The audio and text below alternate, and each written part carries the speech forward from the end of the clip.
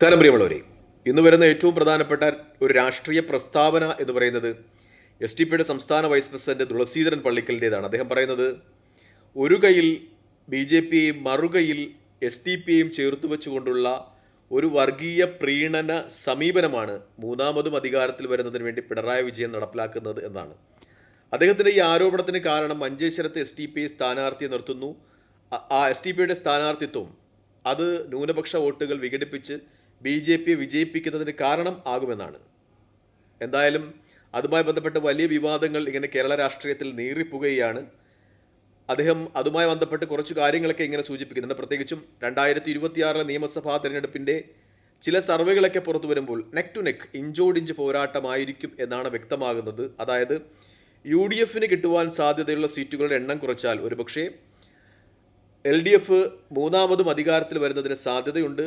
അതുകൊണ്ട് തന്നെ B J പിക്ക് seat കിട്ടിയാലും കുഴപ്പമില്ല, യു ഡി എഫിൻ്റെ സീറ്റ് കുറയ്ക്കുക എന്ന ഒരു രാഷ്ട്രീയ നിഗമനത്തിലേക്ക് എൽ ഡി എഫ് എത്തിയിട്ടുണ്ട് എന്നാണ് അദ്ദേഹത്തിൻ്റെ വിശദീകരണങ്ങളിൽ നിന്ന് വ്യക്തമാകുന്നത്. അതുകൊണ്ട് തന്നെ ഒരുപക്ഷെ മഞ്ചേശ്വരത്തും അതുപോലെ പാലക്കാടുമൊക്കെ ഒരു L D F B J P S D P deal ഉണ്ട് എന്ന് സംശയിക്കാവുന്ന രീതിയിലുള്ള ചില വസ്തുതകൾ അദ്ദേഹത്തിൻ്റെ ചർച്ചകളിൽ നിന്ന്, അദ്ദേഹത്തിൻ്റെ സംഭാഷണങ്ങളിൽ നിന്ന് ഉരുത്തിരിയുന്നുണ്ട് എന്നതാണ് യാഥാർത്ഥ്യം. കാരണം ആരോപണങ്ങൾ ഏതെങ്കിലും ഒരു രാഷ്ട്രീയ നേതാവ് ഉന്നയിക്കുമ്പോൾ, അത് എസ് ടി പി ആണെങ്കിലും ആർ എസ് ആണെങ്കിലും സി പി എം ആണെങ്കിലും ഒക്കെ, നമ്മളതിൻ്റെ വസ്തുതകൾ കൂടി തിരക്കി പോകേണ്ടത് എന്നതാണ് യാഥാർത്ഥ്യം. അങ്ങനെ നമ്മൾ വസ്തുതകൾ തിരക്കി പോകുമ്പോൾ നമ്മൾ ആദ്യം ശ്രദ്ധിക്കേണ്ട ഒരു നിയമസഭാ നിയോജക മണ്ഡലം എന്ന് പറയുന്നത് വേങ്ങരയാണ്.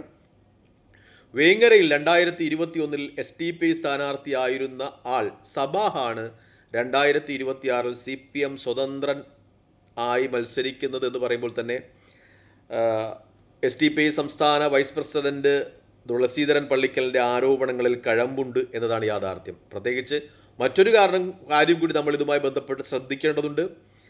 2021 നിയമസഭാ ഇലക്ഷനിൽ 11,125 വോട്ട് പിടിച്ച എസ് ടി പിക്ക് 2026 ആകുമ്പോൾ വേങ്ങരയിൽ സ്ഥാനാർത്ഥിയില്ല. അതായത് കഴിഞ്ഞ നിയമസഭാ ഇലക്ഷനിൽ ഏറ്റവും നല്ല പ്രകടനം കാഴ്ചവെച്ച വേങ്ങര നിയമസഭാ നിയോജക മണ്ഡലത്തിൽ 2026 എസ് ടി പിക്ക് സ്ഥാനാർത്ഥിയില്ല.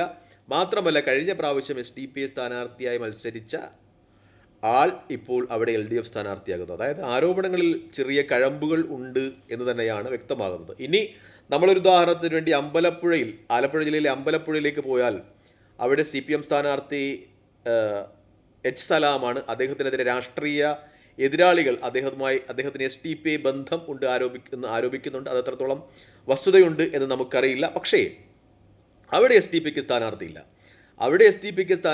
എന്ന് പറയുമ്പോൾ കഴിഞ്ഞ തദ്ദേശ സ്വയംഭരണ തെരഞ്ഞെടുപ്പിൽ എസ് ടി പി ഏറ്റവും മികച്ച പ്രകടനം കാഴ്ചവെച്ച മണ്ഡലമാണ്, നിയമസഭാ നിയോജക മണ്ഡലമാണ് അമ്പലപ്പുഴ. പ്രത്യേകിച്ചും അമ്പലപ്പുഴ നോർത്ത് എന്ന് പറയുന്ന പഞ്ചായത്തിൽ മാത്രം 6 സീറ്റ് എസ് ഡി പി ഐക്കുണ്ട്.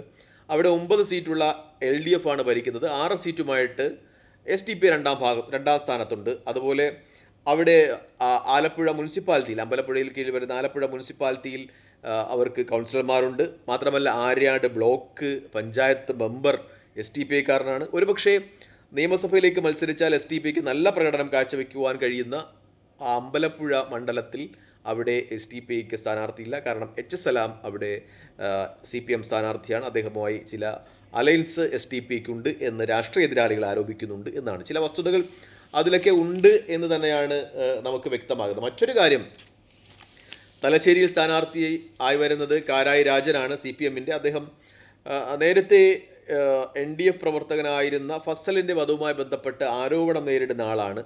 അദ്ദേഹത്തിനെതിരെ ഒരു സ്ഥാനാർത്ഥി നിർത്തുവാൻ എസ് ടി പിക്ക് കഴിയുന്നില്ല എങ്കിലും വളരെ കൃത്യമായിട്ട് മഞ്ചേശ്വരത്ത് എ കെ എം അഷ്റഫിനെതിരെ സ്ഥാനാർത്ഥി നിർത്തുവാൻ കഴിയുന്നു. അതുപോലെ അത് തന്നെ എ കെ എം അഷ്റഫിൻ്റെ പേരിനോട് സാമ്യമുള്ള ഒരു അഷ്റഫിനെ തന്നെ കണ്ടുപിടിച്ച് ഒരു അപരന് സമാനസ്ഥമായ ഒരു സ്ഥാനാർത്ഥിയെ നിർത്തുന്നു എന്ന ഒരു യാഥാർത്ഥ്യം നമ്മൾ ചർച്ച ചെയ്യേണ്ടത്. മറ്റൊന്ന്, ബി ജെ പിയും സി പി എമ്മുമായി ബന്ധപ്പെട്ട ചില സഖ്യശ്രമങ്ങൾ, അന്തർധാരകളെക്കുറിച്ച് ചർച്ച ചെയ്യുമ്പോൾ അതിന് ഉദാഹരിക്കാൻ പറ്റുന്ന ഒരു മണ്ഡലമാണ് ആലപ്പുഴ ജില്ലയിലെ തന്നെയുള്ള ചെങ്ങന്നൂർ. കാരണം കഴിഞ്ഞ തദ്ദേശ സ്വയംഭരണ തെരഞ്ഞെടുപ്പിൽ ബി ജെ പി ഏറ്റവും മികച്ച പ്രകടനം കാഴ്ചവെച്ച മണ്ഡലമാണത്.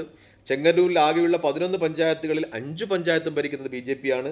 മാത്രമല്ല 2016 പി എസ് സുരേന്ദ്രൻ പിള്ള എന്ന് പറയുന്ന ബി ജെ പിയുടെ മുൻ സംസ്ഥാന അധ്യക്ഷൻ വെറും 10,000 വോട്ടുകൾക്ക് മാത്രമാണ് അവിടെ പരാജയപ്പെട്ടത്. എന്ന് വെച്ചാൽ ഒന്ന് ആഞ്ഞു ശ്രമിച്ചാൽ ബി.ജെ.പിക്ക് വിജയിക്കുവാൻ കഴിയുന്ന മണ്ഡലം, എല്ലാ ഇലക്ഷനിലും 35,000 40,000 വോട്ടുകളൊക്കെയുള്ള ആ നിയമസഭാ മണ്ഡലത്തിൽ താരതമ്യേന ദുർബലനായ ഒരു സ്ഥാനാർത്ഥിയാണ് ബി.ജെ.പി ഇപ്പോൾ അവിടെ ഇട്ടിരിക്കുന്നത്. കാരണം അവിടെ മത്സരിക്കുന്നത് സജി ചെറിയാൻ എന്ന് പറയുന്ന CPM-ൻ്റെ ഏറ്റവും പ്രധാനപ്പെട്ട ഒരു നേതാവാണ്. അപ്പോൾ അവിടെയും ചില അന്തർധാരകളൊക്കെ നമുക്ക് ഊഹിച്ചെടുക്കാം. കാരണം വലിയ ജയസാധ്യതയുള്ള മണ്ഡലങ്ങളിൽ ബി.ജെ.പി നിർത്തുന്നില്ല, സ്ഥാനാർത്ഥി നിർത്തുന്നില്ല എന്നല്ല, നിർത്തുന്നു. പക്ഷേ അത്ര പ്രാധാന്യമൊന്നുമുള്ള സ്ഥാനാർത്ഥിയല്ല. ഒരുപക്ഷെ വേറെ ഏതെങ്കിലും മണ്ഡലങ്ങളിൽ വിജയിപ്പിച്ചേക്കാം എന്നതിൻ്റെ പേരിൽ ആ മണ്ഡലത്തിൽ അന്തർധാരകൾ ഉണ്ടായേക്കാം എന്നതാണ് യാഥാർത്ഥ്യം. ഇനി നമ്മൾ തൊട്ടടുത്ത് തന്നെയുള്ള ചെങ്ങന്നൂരിൽ തന്നെ തൊട്ടടുത്തുള്ള ഹരിപ്പാട് നിയമസഭാ നിയോജക മണ്ഡലത്തിൻ്റെ ഒരു കാര്യമെടുത്താൽ അവിടെ മത്സരിക്കുന്നത് മുൻ പ്രതിപക്ഷ നേതാവ് രമേശ് ചെന്നിത്തലയാണ്. അദ്ദേഹത്തിനെതിരെ മത്സരിക്കുന്നത് ബി.ജെ.പിയുടെ സംസ്ഥാനത്ത് തന്നെ ഏറ്റവും ശക്തനായ വലിയ വാഗ്മിയായ സഞ്ജീവ് വചസ്പതിയാണ്. അവിടെ ചെങ്ങന്നൂരിൻ്റെ അത്ര ബി.ജെ.പിക്ക് വിജയ പ്രതീക്ഷയില്ല. അപ്പോൾ അവിടെ വലിയൊരു സ്ഥാനാർത്ഥി ഇട്ടു, ഇപ്പുറത്ത് താരതമ്യേന ദുർബലനായ ഒരു സ്ഥാനാർത്ഥി എന്ന് പറയുമ്പോൾ അതിൽ സംശയിക്കുവാൻ വകയുണ്ട് എന്ന് തന്നെയാണ് അർത്ഥം. മറ്റൊന്ന്, ഇനി TP സെൻകുമാർ എന്ന് പറയുന്ന ബി.ജെ.പിയുടെ സമുന്നതനായ നേതാവിൻ്റെ ഒരു പ്രസ്താവന ഉണ്ടായിരുന്നു. സതീശൻ പ്രതിപക്ഷ നേതാവിനെതിരെ ഏതു സ്ഥാനാർത്ഥി വന്നാലും പിന്തുണയ്ക്കുന്നതിനെക്കുറിച്ച് ബി.ജെ.പി ആലോചിക്കണം. കാരണം സതീശനെ പരാജയപ്പെടുത്തുക ഒരു ഉദ്യമമായി സംഘപരിവാര സംഘടനകൾ കാണണം. അങ്ങനെയാണെങ്കിൽ CPM സ്ഥാനാർത്ഥിയെ പിന്തുണച്ചാലും കുഴപ്പമില്ല, ഏതു സ്ഥാനാർത്ഥിയെ പിന്തുണച്ചാലും കുഴപ്പമില്ല എന്നർത്ഥത്തിൽ TP സെൻകുമാറും ഒക്കെ സംസാരിക്കുന്നത് ഇലക്ഷനുമായി ബന്ധപ്പെട്ട് മാധ്യമങ്ങളിലൊക്കെ നമ്മൾ കണ്ടതാണ്. അപ്പോൾ ഒരു അന്തർധാര ഉണ്ടായിട്ടുണ്ടോ എന്ന് നമ്മൾ സജീവമായി ചർച്ച ചെയ്യേണ്ടതുണ്ട്. സജീവമായി ഇതുമായി ബന്ധപ്പെട്ട കാര്യങ്ങളൊക്കെയും വിശകലനം ചെയ്യേണ്ടതുണ്ട് എന്ന് തന്നെയാണ് യാഥാർത്ഥ്യം. എന്തായാലും തുളസീധരൻ പള്ളിക്കലിൻ്റെ ഈ ആരോപണങ്ങളിൽ അല്പം കഴമ്പുണ്ട് എന്ന് തന്നെയാണ് ചില മണ്ഡലങ്ങളിലെ ഒക്കെയും ഇലക്ഷൻ പ്രവർത്തനം ബി.ജെ.പിയുടെയും CPM-ൻ്റെയും ഒപ്പം SDPയുടെ ഒക്കെ പ്രവർത്തനം കാണുമ്പോഴും സ്ഥാനാർത്ഥിയുടെയും കാണുമ്പോഴും ഒക്കെ തോന്നുന്നത്.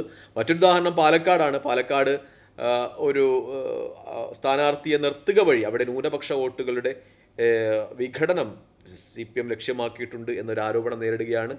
പ്രത്യേകിച്ചും ന്യൂനപക്ഷ വോട്ടുകൾ വിഘടിച്ചു പോയാൽ അവിടെ ഒരുപക്ഷെ ശോഭാ സുരേന്ദ്രൻ വിജയിക്കുവാനുള്ള സാധ്യതകളും രാഷ്ട്രീയ വിശകലന വിദഗ്ധർ ചർച്ച ചെയ്യുന്നുണ്ട് എന്നത് യാഥാർത്ഥ്യമാണ്. എന്തായാലും ഒരുപക്ഷെ UDF-നെ അധികാരത്തിൽ നിന്ന് പുറത്തുവാക്കാനുള്ള ശ്രമങ്ങളുടെ ഫലമായി ഒരു ബി.ജെ.പി SDPI CPM അന്തർധാര ഉണ്ടായിട്ടുണ്ടോ എന്ന കാര്യത്തിൽ സംശയമില്ല. ഒരുപക്ഷെ അതിൻ്റെ ഫലം CPM-ന് മൂന്നാമതൊരിക്കൽ കൂടി അധികാരത്തിൽ വരാമെന്നാണെങ്കിൽ ബി.ജെ.പിക്ക് കുറച്ചധികം സീറ്റുകൾ, ഒരുപക്ഷെ 4-5 സീറ്റുകൾ കേരളത്തിൽ നേടാം എന്നതായിരിക്കാം. SDPക്ക് അവർ കേസുകൾ നേരിടുന്ന അവരുടെ നേതാക്കന്മാരെ രക്ഷിച്ചെടുക്കുവാൻ കഴിയും എന്നതുമായിരിക്കും. എന്തായാലും ഇത്തരം അന്തർധാരകൾ സജീവമായി ചർച്ച ചെയ്യപ്പെടുന്നുണ്ട് എന്നാണ് ഏറ്റവും പരമപ്രധാനമായ യാഥാർത്ഥ്യം. പ്രത്യേകിച്ചും SDPയുടെ സംസ്ഥാന വൈസ് പ്രസിഡന്റ് തന്നെ ഇത്തരം ആരോപണങ്ങൾ ഉന്നയിക്കുമ്പോൾ വസ്തുതകളുടെ ഒരു അടിസ്ഥാനത്തിൽ അതിലൊക്കെയും ചെറിയ സത്യങ്ങളുണ്ട് എന്ന് തന്നെയാണ് യാഥാർത്ഥ്യം. നിങ്ങൾക്ക് എന്തെങ്കിലും വിയോജിപ്പുകൾ ഉണ്ടെങ്കിൽ ദയവായിട്ട് കമൻറ്റായി രേഖപ്പെടുത്തുക. ഇനി മറ്റൊരു കാര്യം കൂടി എനിക്ക് സംശയമുണ്ട്. കാരണം ഹരിപ്പാട് രമേശ് ചെന്നിത്തലയ്ക്കെതിരെ SDPI സ്ഥാനാർത്ഥി ഉണ്ടോ എന്ന് എനിക്കറിയില്ല. ഉണ്ടെങ്കിൽ അതും കമൻറ്റായി രേഖപ്പെടുത്തുക. തൽക്കാലം ഈ വീഡിയോ ഇടവാങ്ങുകയാണ്. മറ്റു വീഡിയോ കാണുന്നതുവരെ നന്ദി, നമസ്കാരം, ജയ് ഹിന്ദ്.